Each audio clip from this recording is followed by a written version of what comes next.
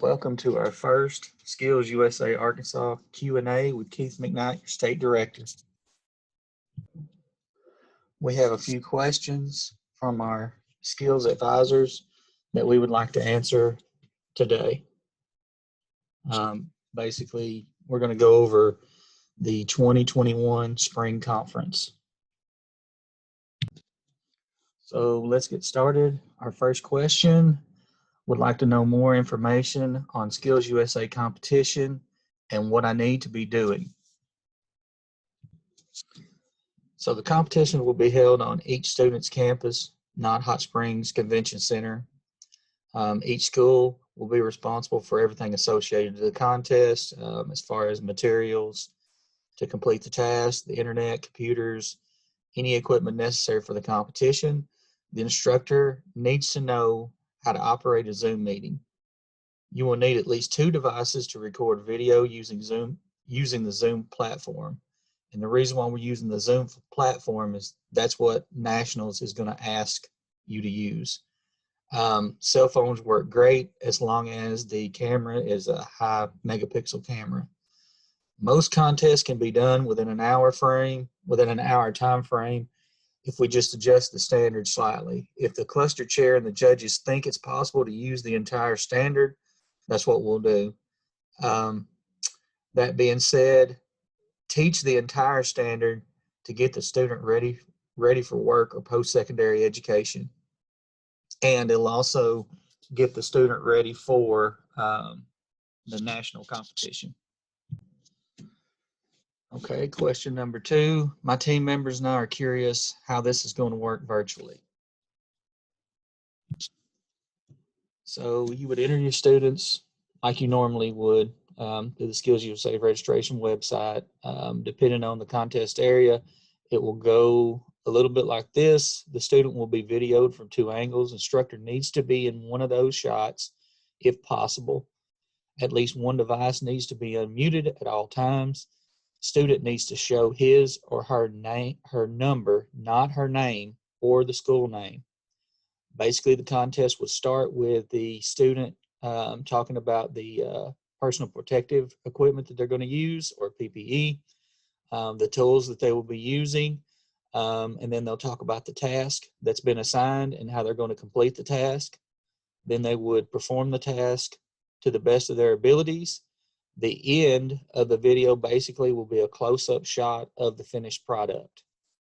So for instance, if we're welding 2 pieces of metal together, then that last shot should be showing the judges on how the welding project came together, what it looks like, to where they can find out whether or not there's any, any voids or anything in the weld itself.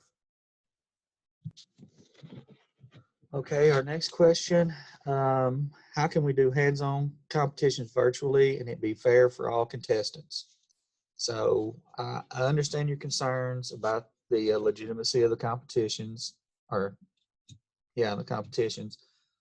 That's one of the reasons why the virtual aspect of the competition is the cameras.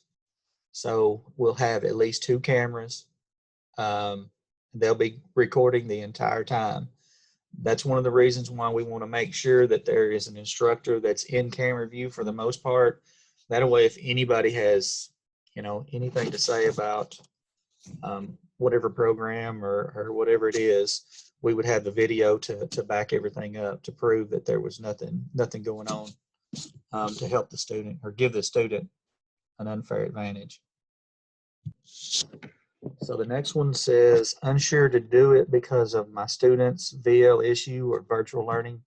How to compete through virtual learning as one team if team live in different parts. I'm guessing different parts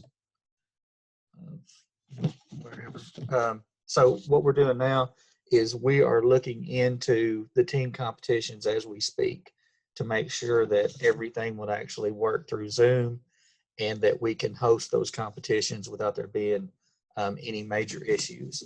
So that is something that we're currently working on, and as soon as we figure that section, that part out, then we will send that out also, so everyone will know. Okay, our next one is, when is membership due? Membership dues is March 1st, 2021. So make sure that you write that down for March 1. Okay, the next question is, what is the date that I need to have my students signed up for state competitions? That would be the 12th of March. So we need it signed, we need you signed up.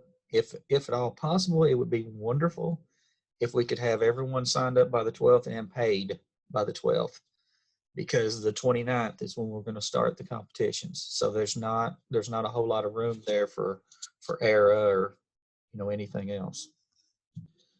Okay, and our last question, which is kind of a negative question, but virtual is useless, hands-on is the best way.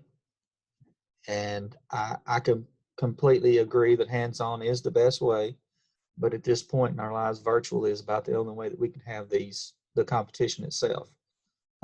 So when I say virtual, I think some people are getting confused on what virtual means. Virtual just means that it's going to be videoed, and the judges are going to watch the video instead of being there in person and judging them in person.